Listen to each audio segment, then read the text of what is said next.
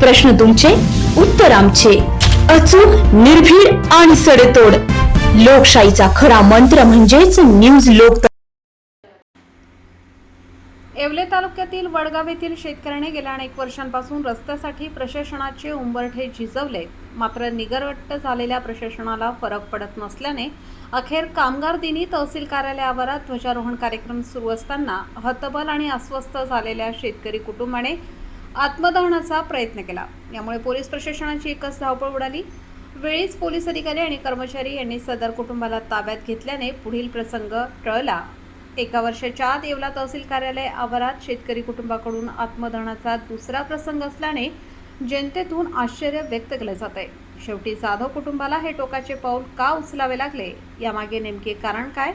तहसीलदार आणि प्रांताधिकारी यांनी शेत रस्त्याबाबत अर्जदार यांच्या बाजूने निकाल दिलेला असताना कारवाईची प्रक्रिया का झाली नाही, असे अनेक सवाल देखील या निमित्ताने उपस्थित होत आहेत. जोपर्यंत न्याय मिळत नाही तोपर्यंत आम्ही येथून हलणार नाही, अशी भूमिका या शेतकरी कुटुंबाने घेतल्याने उपस्थित असणाऱ्या लोकप्रतिनिधी आणि पदाधिकारी यांनी त्यांची समजूत काढण्याचा प्रयत्न केला. न्यूज लोकतंत्र 18 साठी हुसेन शेख, येवला. बल्लीची वहिवाट केस आमच्याकडे सुरू होती.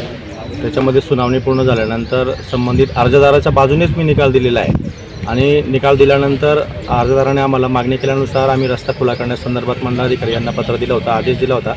आदेशाप्रमाणे मंडळाधिकाऱ्यांनी कारवाई करण्यासाठी संबंधितांना प्रोसिजर अवलंब करून पत्र दिलेलं आहे आणि त्याच्यामध्ये त्यानुसार रस्ता खुला करण्याची कारवाई सुरू आहे. तरी देखील संबंधित अर्जदार यांची मागणी चुकीची होती की आत्ताचा आत्ता मला रस्ता खुला करून द्या.